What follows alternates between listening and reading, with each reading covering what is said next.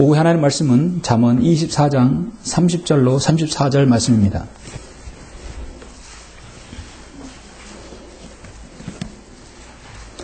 잠언 24장 30절부터 34절까지 말씀입니다.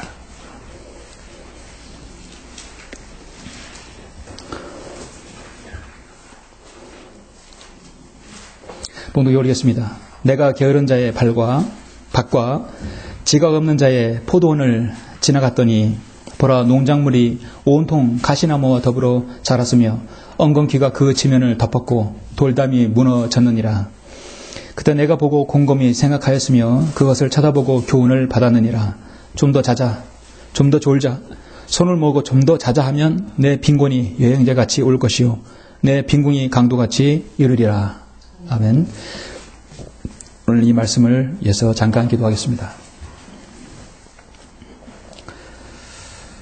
전지전능하시고 위대하셔서 모든 민족의 흥망성쇠와 인간의 모든 생사화복을 주장하시는 위대하신 아버지 하나님, 감사와 찬양과 모든 영광을 돌려드립니다. 위대하신 하나님의 구원계획에 따라 예수 그리스도의 그 귀하신 보혈의 공로로 구원받은 저희들, 이제 주님의 자녀가 되었고 이제 하나님의 지역교회로 우리를 인도하여 주셔서 바른 말씀 가운데 주님을 섬기게 해주시고 영과 진리로 경배될 수 있도록 우리의 생을 인도해 주심을 감사를 드립니다.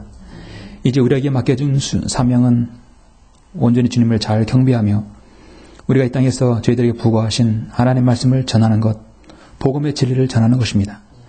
뿐만 아니라 우리가 바른 영적인 분별력을 가지고 주님을 섬기는 것입니다. 마귀는 이 세상의 신으로서 군림하여 믿지 않는 자들의 마음을 어둡게 하여서 우리 주 예수 그리스도의 복음의 광채를 흐리게 하고 있습니다. 그리고 뿐만 아니라 지역교회를 약화시키려고 끊임없이 공격하고 있습니다. 이렇게 공격하는 마귀의 모든 공격의 방향을 우리가 알고자 합니다. 하나님께서 오늘 이 말씀에 기름 부어주시고 함께 하셔서 우리 모두가 한층 더 영적으로 지각이 있는 귀한 시간 될 수 있도록 또 명철을 얻는 또 그런 시간이 될 수 있도록 주님께서 인도하여 주시옵소서. 모든 걸 감사드립니다. 주 예수 그리스도 이름으로 기도드렸습니다. 아멘.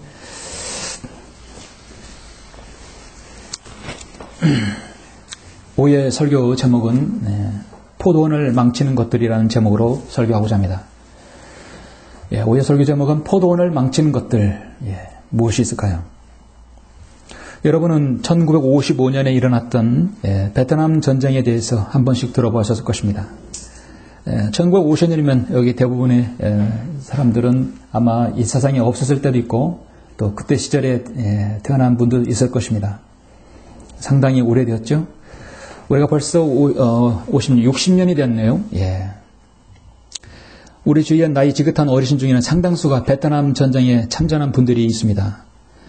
저는 베트남 전에 참전한 분들을 여러분은 알고 있는데 그들 대부분은 고엽제 후유증으로 지금도 고통받고 있습니다.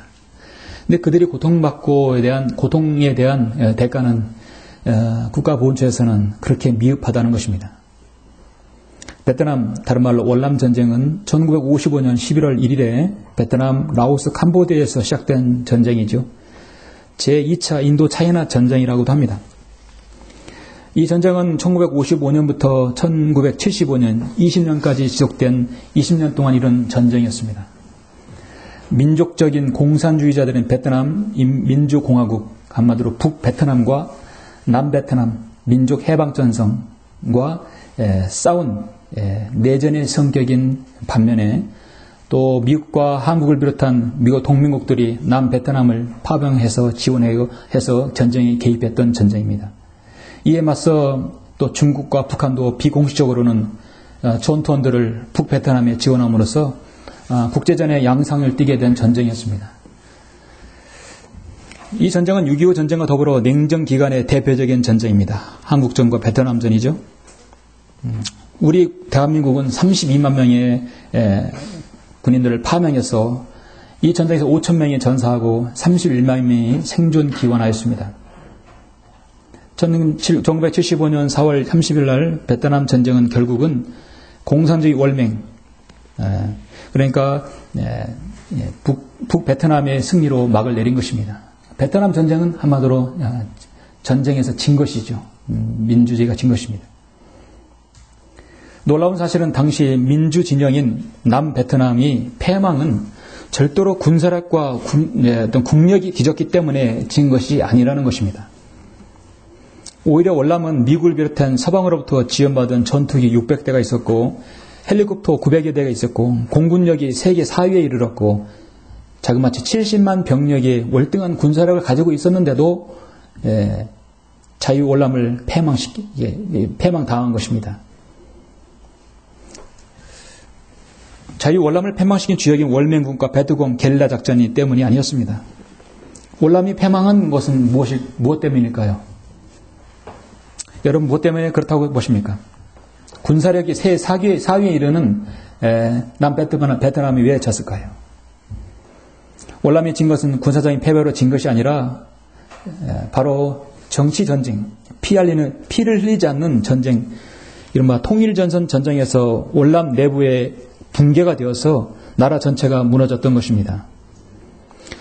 호치민이 1930년 창당한 베트남 공산당원과 민족해방전선이 침투시킨 5만 명의 비밀 조직원이 시작한 것이었습니다.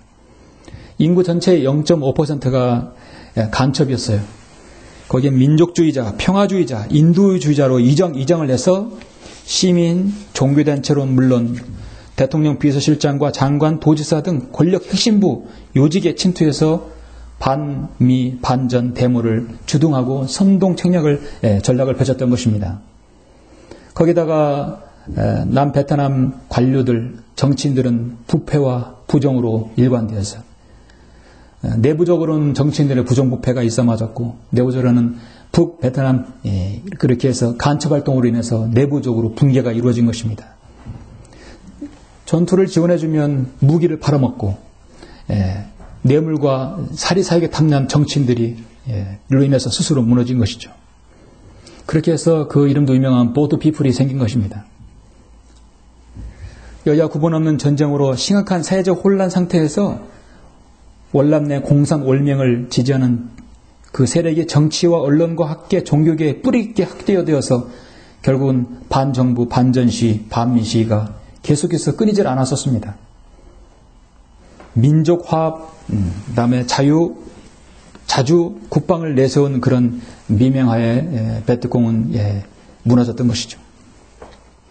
여러분 제가 왜 설교 서두에서 이런 말씀을 드리는지 아십니까? 한 나라, 한 민족, 한 지역교회, 한 가정 모두가 하나님께서 추인하신 기구입니다. 국가와 오전에 말씀드렸듯이 가정과 교회는 교회와 가정은 하나님께서 인정하신 기구예요. 하나님께서 인정하지 않으면 그 통치자도 세울 수 없다는 것입니다.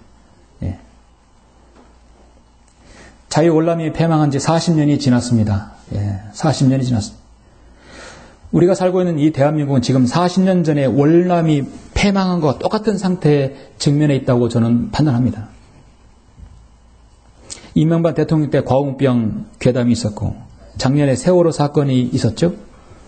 나라에서 큰 이슈와 사건 사고가 터지면 늘 그걸 빌미 삼아서 사회를 혼란시켜 자신들의 추종 세력인 북한 체제를 옹호하며 국민들이 뽑는 대통령을 독재자라고 퇴진해야 된다고 선동하고 폭동으로 경찰력을 무력화시키는 그런 사람들이 이 나라의 800여 개의 단체가 이 암쪽으로 존재해 있다는 사실입니다.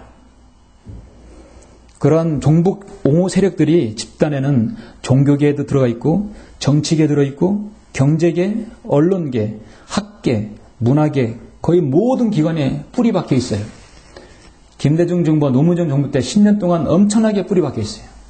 법조계도 들어가 있고요. 이들은 그 사회적 문제를 해결하는 마음이 있는 게 아니라 이 자유 대한민국을 북한의 체제처럼 적화시키는 것입니다. 나라를 망하게 하는 것이에요. 참으로 저는 이때가 바로 40년 전에 베트콩의 위기가 이 대한민국의 위기라고 저는 말할 수 있다고 보는 것입니다. 여러분 40년 전 월남의 패망이 그렇듯이 분단국가인 우리에게도 값진 교훈을 던져주고 있는 것입니다. 세상에는 항상 어떤 집단이든지 어떤 구성원이든지 그 운집 사이에서 피해를 주어서 무력화시키는 세력들이 항상 있어 왔어요. 근데 그런 세력들은 다수의 세력이 아니라 아주 소수의 세력들이 그 큰 전체를 이렇게 무너뜨리는 것입니다. 가끔 해외토픽이라든지 유럽에 미국에 보면은 큰 나무로 된, 미국 같은 경우는요, 아파트가 저는 5층 이상 아파트를 거의 못 봤어요. 보통 다 저층이에요. 그리고 상당한 대부분 나무로 만들어졌어요. 어느 날 보니까 나무로 된 아파트가 막 무너지는 걸 보면 그 작은 깨알 같은 개미들이 그 안에 집을 짓고 몇십 년 동안 그걸 다 나무를 갉아먹는 것이죠. 기둥을 없애고. 결국 시간이 흐르면 결국은 큰 집도 무너지는 걸 봤습니다. 하나님께서 추인하신 기구가 무너지는 것은 원인이 있겠죠. 그런데 그것은 꼭 항상 마귀가 개입된다는 것입니다. 교회를 파괴되고 국가가 파괴되고 멸망하는 것은요, 분명히 마귀의 세력이 있기 때문에 그런 것입니다. 하나님께서 세우신 기구가 파괴되는 것은 하나님 원치 않는데, 그러나 그 기구가 무엇인가 문제 생기면 그것은 거기에 어떤 존재가 들어있다는 것이죠. 마귀적인 수법이 바로 그렇습니다. 보이진 않지만, 다수가 아니지만 소수의 무리들이 전체를 움직이게 하는 것이죠. 그리스도인은 이런 성경적인 지각과 명철을 가지고 세상을 바라볼 수 있어야 한다고 봅니다. 여러분, 진리의 지식을 가지고 또 교회에서 바른 지역교회에서 올바로 주님을 섬기고 있지만 또 전체 사회를 바라보는 그 눈 시각도 바라봐야 합니다. 이 세계를 바라보는, 저는 이 지구상의 세계 움직임을 바라보고 이스라엘의 상태를 보고 미국의 상태, 유럽의 상태, 우리나라 이 사회에 움직이는 것들을 또 같이 봐야 한다고 보는 것입니다. 마귀는 어떻게든 자신의 자식들이, 마귀 자식들이 생에 한 번도 복음을 들어보지 못한 사람은 아예 더 깜깜하게 못 들어보게 하고, 복음을 들어본 사람은 복음을 거절하게 하고, 어떻게든 구원받게 되면 구원받은 이후에 얘네 육신의 삶으로 되돌아오게 하고 하나님께 헌신하지 못하게 하는 것입니다. 마귀는 구원받은 그리스도인을 더 이상 공경하지 못한다는 여의도 순복음식의 교리는 그건 사탄의 교리예요. 마귀는 구원받은 그리스도인에게도 여전히 공격한다. 여러분 이 말에 시인하시죠? 예, 여전히 공격합니다. 여전히 하나님의 지옥교회도 공격하는 것이에요. 그럼 우리가 그대로 가만히 보고만 있는 것인가? 그렇지 않습니다. 어떻게든 개인과 가정과 교회의 화평을 깨트려고 하는 이 존재를 찾아내고 제거시키고 분명히 이 교회의 화평을 지속되게 해야 합니다. 파괴하는 것은 마귀가 하는 것이에요. 그 마귀는 아폴론, 아바돈이에요. 요한계시록 11장에서 말씀하고 있잖아요. 아바돈, 아폴론, 파괴자라 했어요.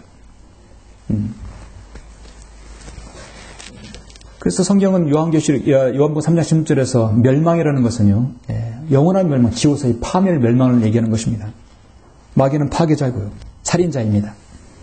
그리스도인에게서 화평을 깨지게 하고 열매도 사라지게 하고 성령 충만의 반대인 성령 소멸을 가져오는 것이 바로 마귀의 하는 일입니다.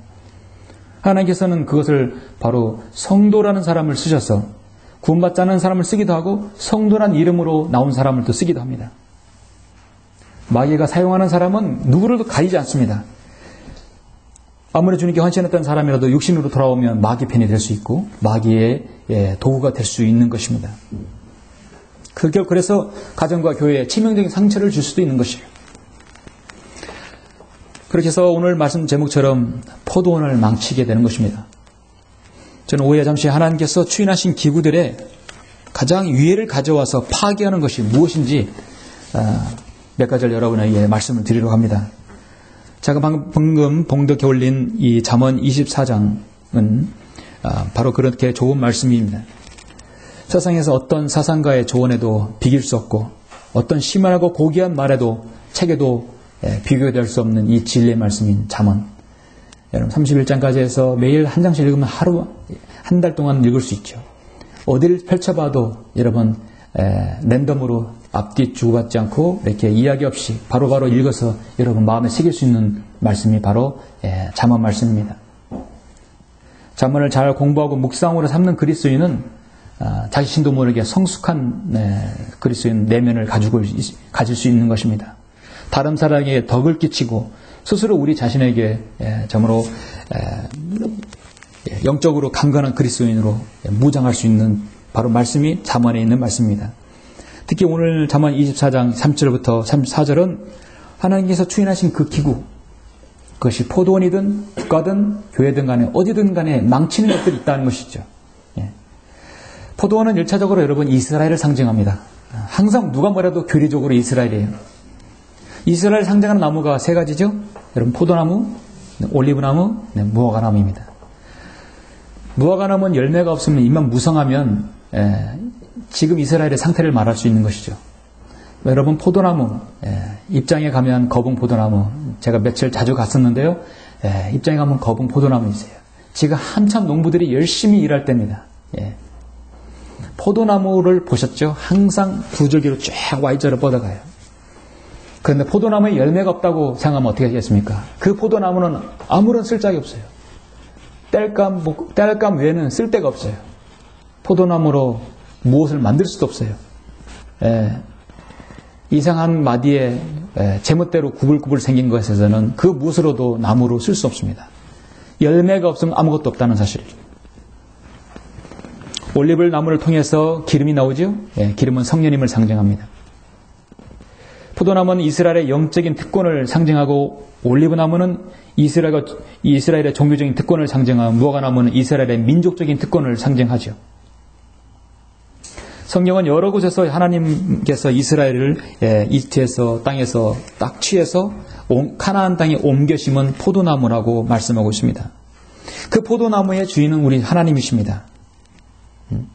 그래서 여러분 잠시 이사야 5장을 잠깐 보시겠습니다. 자, 그래도 교리적으로는 포도나무는 무엇에 해당하는지는 알아야 되죠. 이사야 5장을 보시면 포도원에 대해서 가장 좋은 비유에 대해서 제시하고 있습니다. 이사야 5장 1절 보시면 이제 내가 나의 지극히 사랑하는 자에게 노래하려니 그의 포도원에 관하여 나의 사랑하는 자의 노래를 부르리라.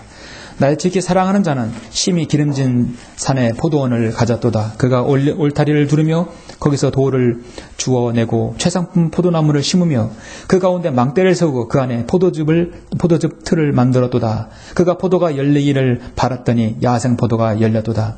오 예루살렘 거민들아 유다 사람들아 지금 내가 구하노니 나와 내 포도원을 사이를 판단하라. 내가 내 포도원에 행했던 것 외에 무엇을 더 했어야 했느냐. 내가 포도 열리기를 바랐는데 야생 포도가 열리는 어떤 일이냐. 이제 가라. 내가 내 포도원에게 할 일을 너희에게 말하리라. 내가 거기에서 울타리를 걷어내어 먹히게 할 것이며 거기에서 담을 헐어 짓밟히게 하리라. 7절에 보니까 만군의 주의 포도원은 이스라엘의 집이요 유다 사람들은 그의 기뻐하시는 초목이라 분명히 말씀하셨죠. 이스라엘에서 포도 열매 지난주인가 설교했듯이 이스라엘에서 잔치집에 포도즙은 없어서는 안 되는 것이 가장 중요한 그들의 먹거리 중에 하나입니다. 하나님께서는 이집트에서 뽑아서 가나안 땅에 잘 심었는데 그들은 배교했어요. 그래서 하나님께서 거기서 그 담을 헐어 짓밟히게 하리라 하셨어요. 바빌론에 그들은 70년간 포로로 넘어갔던 것입니다. 오늘 본문은 영적으로 우리 그리스도인과 그의 신부인 교회 성도들이 주님과 교제를 나누는 것, 그리고 하나님께서 추인하신 그 기구가 교회, 국가, 큰 틀로 봐서 어떻게 한 포도원으로 볼 수 있죠. 그런데 그 포도원에서 허무는 악한 자가 있다는 사실입니다. 그 포도원을 허무는 사탄의 역사도 지금도 계속되고 있다는 사실입니다. 여러분 포도원을 허무는 것을 막아야 합니다. 어떤 기관마다 포도원을 망치는 것들이 있어요. 교만과 이기심과 전도된 가치관과 분주함, 무감각, 탐욕, 위선, 사치, 방탕, 염려, 시기, 분쟁, 항상 깨어 준비하지 못하는 것들, 하나님의 은혜를 망각하는 것들, 너무나 많은 것들이 있습니다. 저는 오늘 하나님의 말씀을 통해서 단 두 가지만 여러분에게 제시하고자 합니다. 포도원을 망치는 것은 무엇이 있을까요?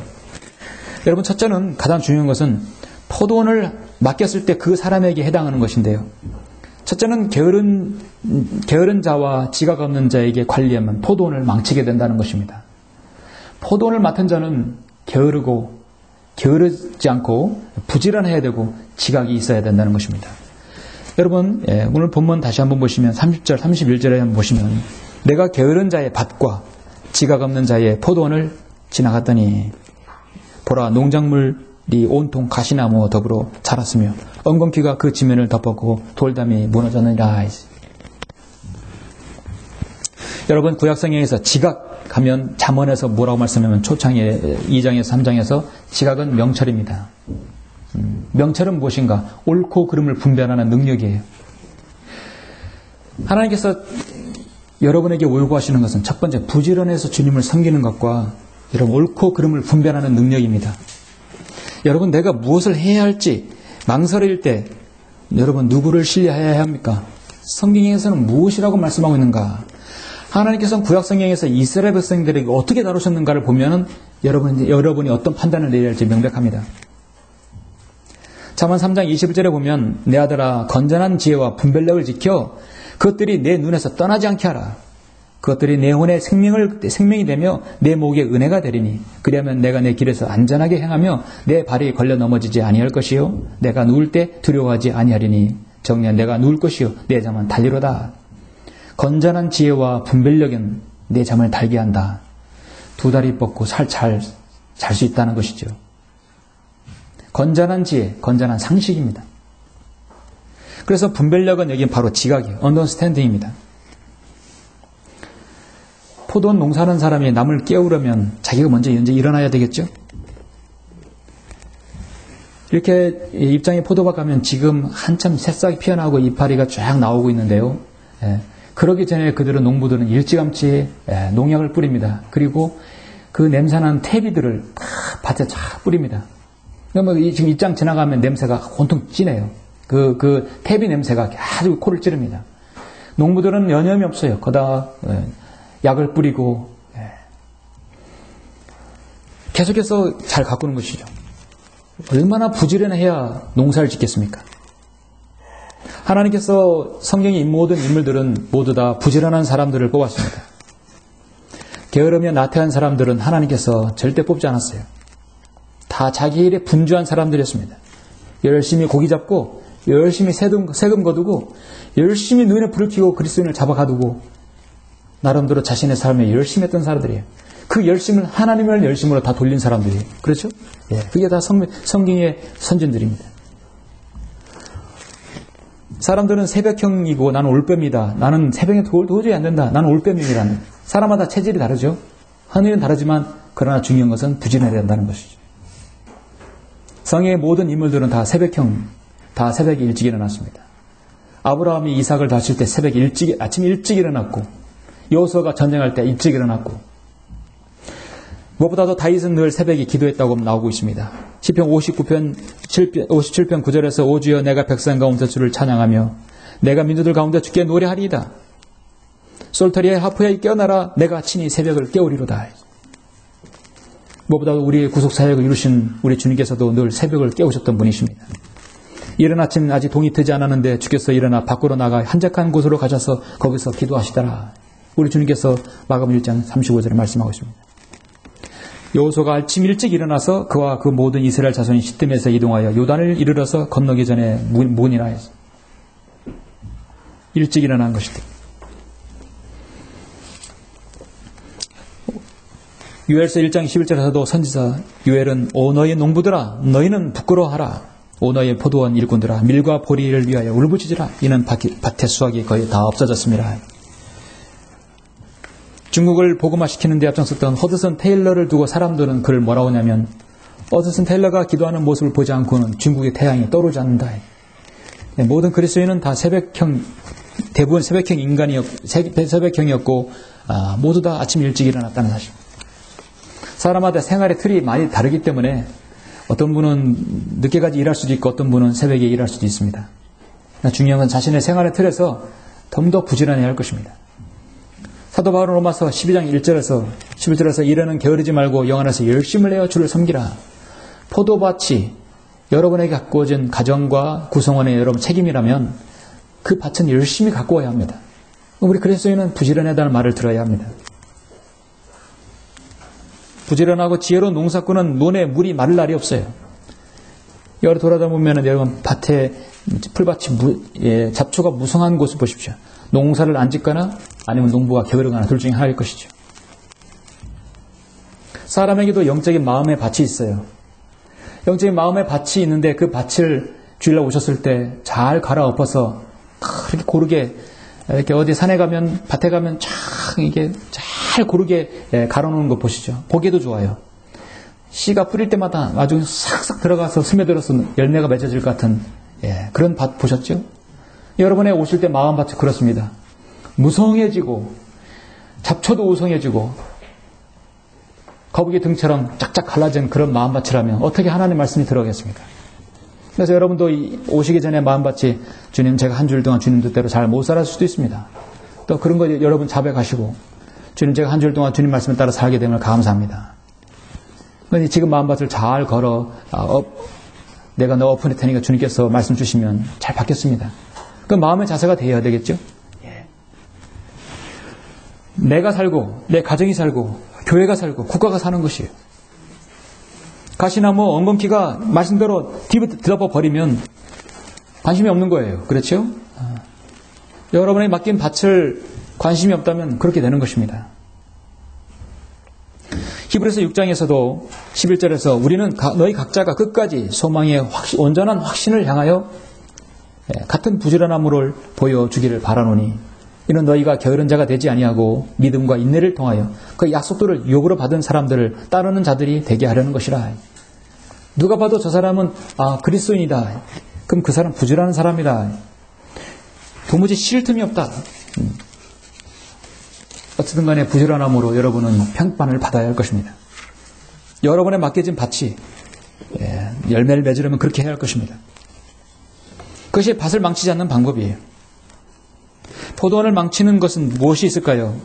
두 번째는 무엇이 있을까요? 여러분이 아무리 부지런하고 아무리 잘 가꾸고 해도 요게 문제가 되면 포도밭을 망치게 되는 것입니다. 문제는 작은 여우가 포도원을 망치는 것이에요. 작은 여우가 포도원을 못 들어오게 울타리를 잘 봉쇄해야 하는 것입니다. 여러분 솔로몬의 노래 2장 15절 보십시오. 솔로몬의 노래에 왜 이게 들어있을까요? 이 작은 여우가 교회에 들어오고 그리스도인 가정에 들어오고 이 운집 사회에 들어오고 하나님께 추인한 기구에 들어오게 되는 것이에요. 결국은 가정 교회에 들어오게 되면 주님과 나와의 관계의 사랑을 망치게 되는 것이에요. 여러분 여우라는 동물은 참으로 간교한 동물입니다. 솔로몬의 노래 2장 여러분 15절에 보시면 우리를 위하여 여우들 포도 넝쿨을 망치는 작은 여우를 잡으라. 우리의 포도 넝쿨에는 부드러운 포도가 있음이라. 그 포도의 달콤함을 작은 여우가 다 가로채버린다면 어떻게 되겠습니까? 술렘 여인과 솔로몬의 사랑이 이간질시키는 것이 바로 작은 여우예요. 우리와 그리스도인의 관계를 이간질시키고 회파시키는 것이 바로 작은 여우인 것입니다. 우리를 위하여 여우들 포도 넝쿨을 망치는 작은 여우를 잡으라. 우리의 포도 넝쿨에는 부드러운 포도가 있습니다. 하나님께 세우신 기관에 가장 해악이 되는 것은 첫 번째 적이 아니라 내부의 적입니다. 내부의 적이 들어오는 것이에요. 성경에서는 이걸 바로 여우라고 말씀하고 있습니다. 교회는 교회대로 성도들은 성도들 간에 정신을 차리고 끼어서 포도밭을 망치는 여우를 잡아내야 합니다. 주님과의 관계에 있어서 가장 방해되는 것이 있는데 그것은 바로 작은 여우인 것입니다. 성경에는 여러분 수많은 많은 동물들이 있어요. 세상에서 어느 방송보다 많이 제시하고 있는 동물, 그것보다 훨씬 많은 상상 이상의 여러분 한 번도 보지 못했던 그런 생물도 있습니다. 용이 있습니다. 용 보셨어요? 사티로스, 리비아단, 비못, 바로 큰 뱀, 모두 다 성경에서 제시하고 있는 것입니다.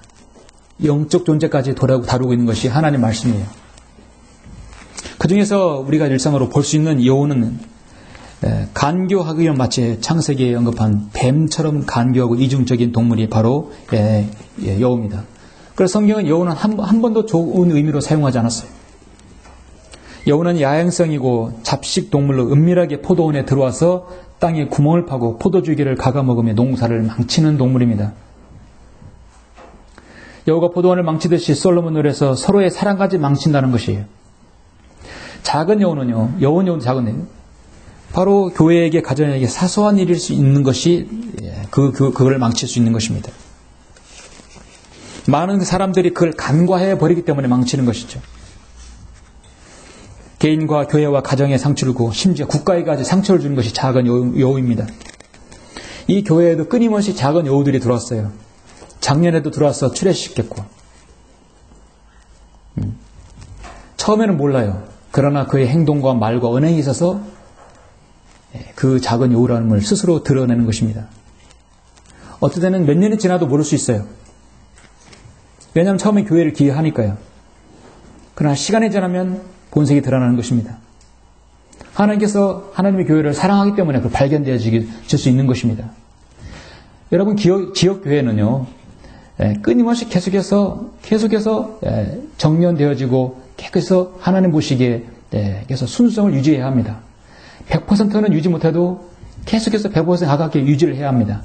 끊임없이 울타리 안에 들어오는 작은 여우는 계속해서 영적인 분별력으로 찾아내서 분리를 해야 되는 것입니다. 그것이 곧 교회와 가정의 성장을 바로 막기 때문입니다. 그래서 더 강성한 지역교회가 되려고 한다면 작은 여우가 있어서는 안 되는 것이죠. 이스라엘 팔레스타인에는 보면은 우리 날씨처럼 지금 포도나무가 꽃이 피고 지금 이제 줄기가 나오고 있어요. 이제 6월이 지나면 이제 포도송이가 하나하나 열리기 시작합니다. 이때 작은 여우가 항상 기승을 부려요. 울타리 안에 약 40cm 정도의 크기의 작은 여우들이 싹 들어오게 되면 농사는 망치게 되는 것입니다. 여우는 객과에 속하는 육식동물로 세계적으로 9종류가 있는데요. 못 먹는 게 없어요. 들쥐, 토끼, 꿩, 오리, 개구리, 곤충 뭐든지 다 먹습니다.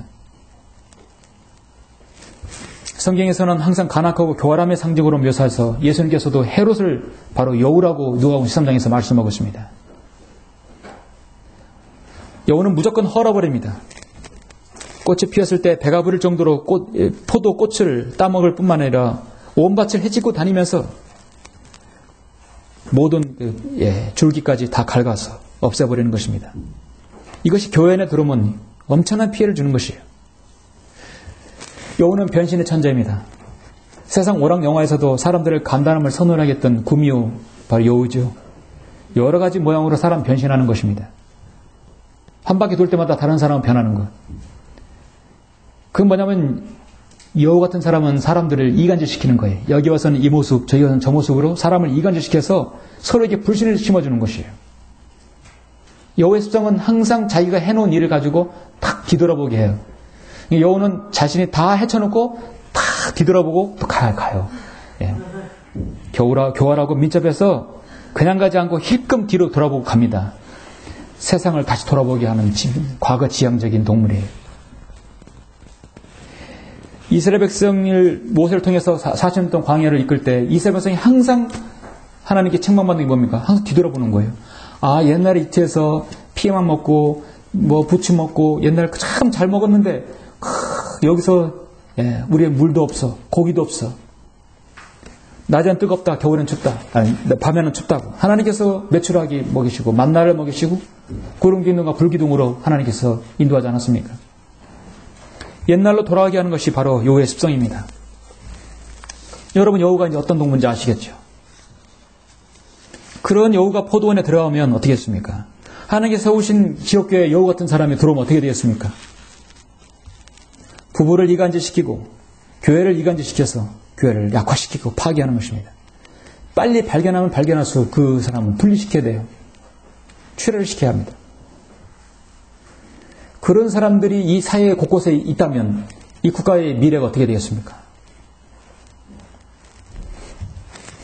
제가 서두에 말씀드렸듯이 그리스도인은 민족주의고 정말 국가를 사랑하고 민족을 사랑하는 사람들이어야 돼요. 그리스도인이 병역을 회피해서 어디로 다른 데로 샌다. 어떻게 해서 뭐 피해 다닌다 하면 그건 있을 수 없다고 봐요, 저는.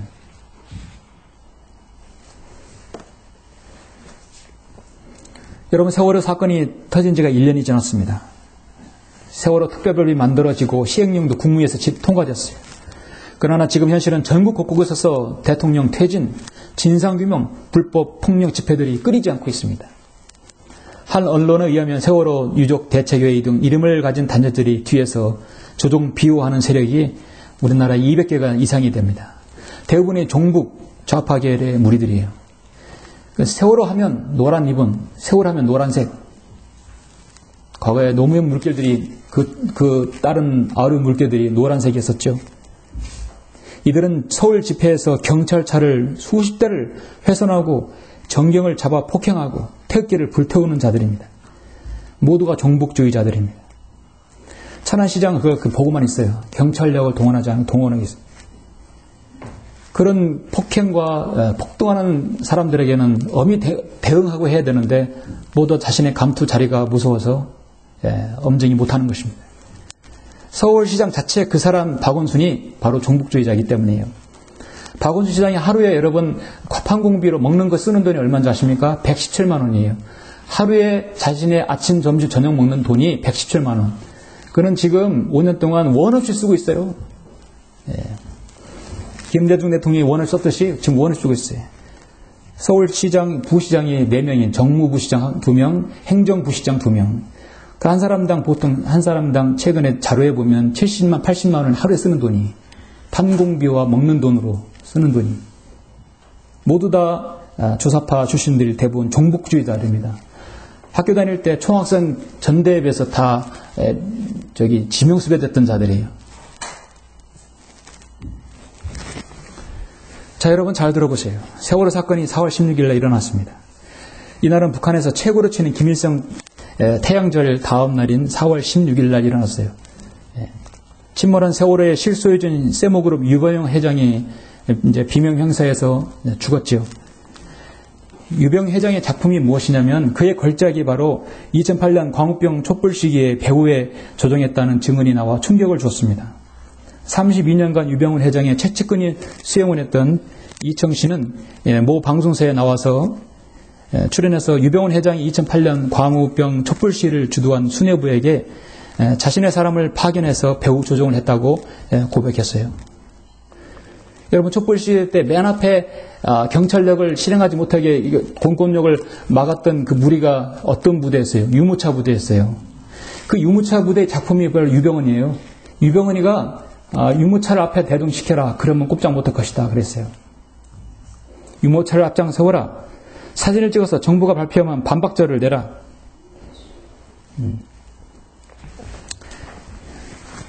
북한 김일성 우상화 장소가 금수산 기념공전이에요. 거기 가면 김일성, 김정일은 방부제 집어넣고 썩지 않도록 유리관에 넣어놨어요. 그래서 김정은이는 해마다 가서 거기서 절하고 있죠. 그 무리들이. 유병헌에는 우상화 장소가 어디입니까? 금수원이. 김일성은 금수산 기념공전에 있고 유병헌은 우상화 장소 금수원, 안성의 금수원이죠. 세월호 사건이 터지자 종북주의자들은 이 기회를 놓치지 않습니다. 세월호 사건으로 노란 리본을 반정부 세월호로 변질시켜서 반정부와 대통령 퇴진운동을 벌이고 있습니다. 어떻게 이명박 대통령이 아무리 정치를 권위를 어떻게 했다고 하더라도 독재자입니까? 5년 하고 딱 끝나고 나갔잖아요. 독재는 국민의 민의와 관계없이 계속 지배하는 거예요. 독재야말로 북한이 독재죠. 3대 독재인데요. 박근혜가 왜 독재입니까? 그것도 우리가 뽑은 선거에서 다수결로 해서 뽑은 대통령이에요. 이제 3년 남았으면 이제 지나면 그만둘 것이에요. 왜 독재입니까? 수학여행 가다가 사고 나서 배가 침몰해서 사람 죽었어요. 안타까운 일입니다. 우리 아들, 딸들이 안타까운 일들이에요. 그 세월호 특별법까지 만들어서 한산 앞에 7억, 8억씩 주고 보상해주고 세월호를 건져달래서 건져준다. 그럼 성수덕이 물렸으면 성수덕의 특별법을 왜 안 만들었고 연평해전 태웠으면 연평해전 특별법을 왜 안 만들었어요? 설의 회리호 사건도 이만큼 죽었어요. 회리호 특별법을 왜 안 만들었습니까? 왜 세월호 특별법만 만들어야 되냐고요. 자기들 좋다고 관광내 가는 그 관광배가 그럼 세월호 실소유자 그들을 모두 다 해서 받아내서 구상권 청구하고 보험료 받아서 보상해 줘야 되는데 왜 그걸 국가가 해야 되냐고요. 상식적으로 저는 납득이 안 갑니다. 그리고 세월호에서 지금 아직 남은 찾지 못한 몇 명 있죠? 11명인가 몇 명 있어요. 근데 그들을 찾아내야 된다고. 세월호를 건져내는데 5천억이 들어요. 더 들어요. 다 여러분이 내는 세금으로 주머니에서 내는 돈으로 5천억 들어서 그 무지묵지한 물찬 배를 그대로 올려야 되는 것이에요.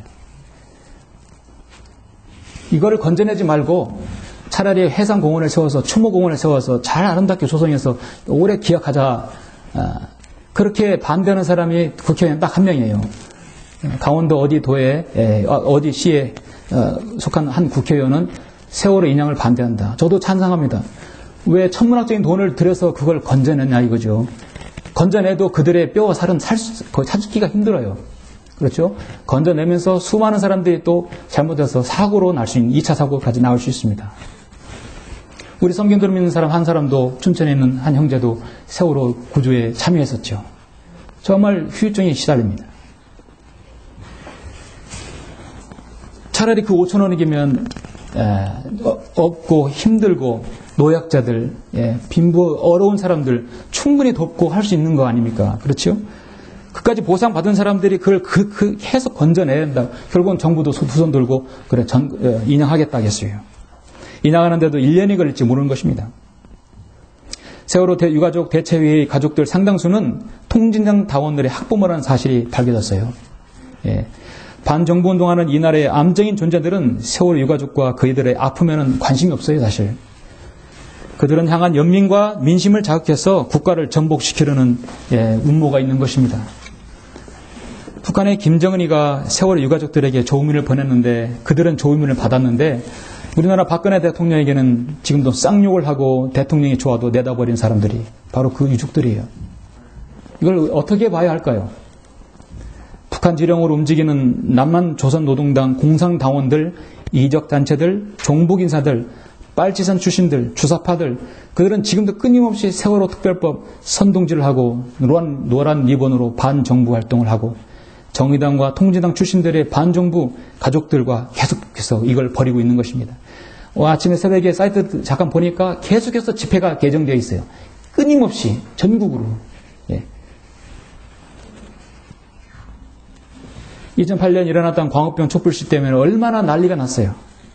호되게 홍역을 치르지 않았습니까? 세월호 사건 딱 터지니까 기회는 딱 잡은 거예요.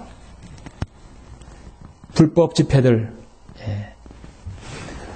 저는 대한민국 국가를 또다시 광주 5.18처럼 폭동을 일으키는 북한의 교활한 전술이라고 저는 보는 것입니다.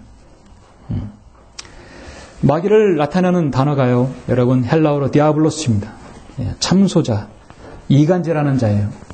이 사회의 암적인 존재들이 곳곳에 들어가서 이간질시키는 것이에요.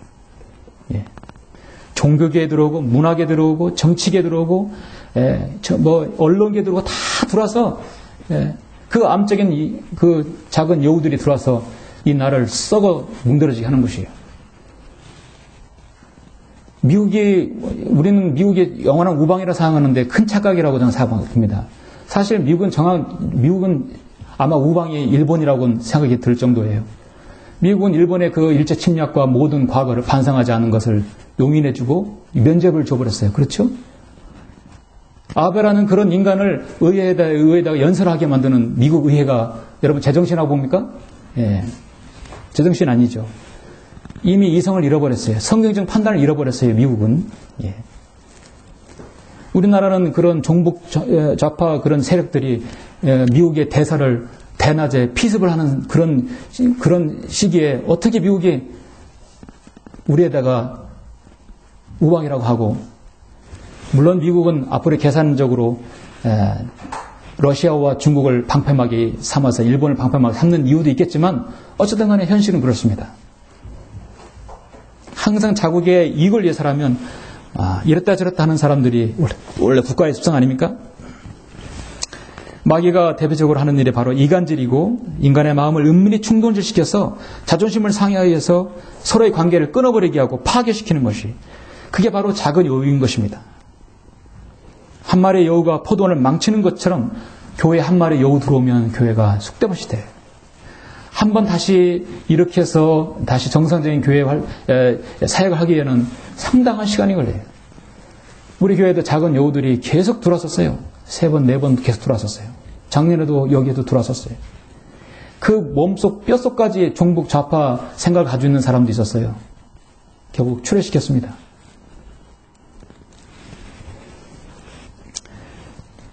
그러므로 묵은 누룩은 떼어내 버리라. 그래야 너희가 누룩을 넣지 않는 새 반죽이 되리라고 고린도전서 5장 7절에서 말씀하고 있습니다. 누룩은 또 다른 작은 여우가 될 수 있어요. 내 안에 그런 것이 있다면 떼어내 버려야 합니다. 우리는 지역교회에서 주님을 섬기면서 한 마리의 작은 여우 같은 가짜 성도가 교회에 들어와서 온 포돈을 망치듯이 교회를 황폐화시킬 수 있습니다. 그렇게 해서 교회가 완전히 다 한마디로 넘어가고 없어진 것이 얼마나 지역교회에 많습니까? 대전에 여러 지역에 우리는 작은 여우를 잡아서 교회에서 내어 쫓음으로써 교회와 사역을 지킬 수 있었습니다. 주님은 말씀하십니다. 우리를 위하여 여우들, 포도 농코를 망치는 작은 여우를 잡으라 했어요. 분별력이 있어야 되겠죠? 잡아야 합니다. 예수께서는 일제히 교활하고 간교한 헤롯을 통해서 여우라 불렀던 사실을 우리는 잊지 말아야 합니다. 그는 평소에 적대관계했던 빌라도하고는 적대관계였지만 예수님을 대적할 때는 간교하게도 서로 친구가 되었다고 누가복음 9장에서 말씀하고 있어요. 사랑하는 성도 여러분, 이스라엘은 배교하고 하나님의 은혜를 망각하고 우상숭배로 져버렸습니다. 우상숭배를 했던 집조정에는 그 안에 작은 여우들이 들어왔어요. 솔로몬은 수많은 작은 여우를 무방비로 다 불러들였던 것입니다. 수많은 이방신을 섬기는 아내를 다 맞아들였음으로써 그 온통 궁전이 이방신을 섬기는 궁전으로 변했던 것이었어요. 자신의 자녀를 제물을 바치는 암몬과 크모스, 말콤 그런 신들을 만들었던 것입니다. 에스겔 13장에서 에스겔은 간절히 외칩니다. 오 이스라엘아, 너희 선지자들을 사막에 있는 여우들 같으니라. 여우 같다 했어요. 예레미야 애가도 울면서 시온산에 황폐해졌으므로 여우들이 그 위로 다니나이다 했어요. 여우들이 한다 했어요. 바로 국가를 망치고 교회를 망치고 사회를 망가뜨리는 것이 바로 여우라겠어요. 그래서 여러 여우 습성을 알아야 되는 것입니다. 시대의 파수꾼으로 세운 종교 지도자들, 선지자들이 당시에 여러분 여우를 하겠다면 그 사회는 어떻게 되겠습니까? 오늘날 이 시대, 이 마지막 라오디케 시대, 이 대한민국, 이 자유 대한민국에서도 여러분 종교가 자유가 지금 되어서 그래도 우리가 거리 설교를 할 수 있고 복음을 전할 수 감사한 것이죠. 나중에 어떤 법이 생길지 어떻게 알아요? 하나님께서는 끊임없이 그리스도인 화평을 깨고 포도농골의 부드러운 열매를 잃게 하는 작은 여우를 막으라 하겠습니다. 그렇게 함으로써 우리는 더 부지런하고 더 영적으로 지각으로 깨어 있어야 되고 그런 여우가 있다면 울타리를 막아야 합니다. 공격을 차단해야 되겠죠? 교회 문을 다 걸어 잠궈봐도 소용없어요. 중요한 건 여러분 영적으로 지각은 깨어 있어야 합니다. 처음에 성도라고 들어온 사람은 방법이 없어요. 성도라고 하는데 구원 받았습니까? 구원 받았다고 하는데 한국김진성 최종구를 인정합니까? 인정한다고 하는데 그럼 방법이 없잖아요. 그럼 같이 교제해야 되고 예배 드려야 됩니다. 그러나 서서히 시간이 지나면 그 습성이 나오게 되어 있다는 사실, 그거를 잘 분별하지 않으면 교회가 그냥 공중분해되고 마는 것입니다. 그것은 제만이 아니라 여러분 모두가 다 그렇게 판별력을 가지고 있어야 되는 것이죠. 결론적으로 하나님께서 오늘 말씀하십니다.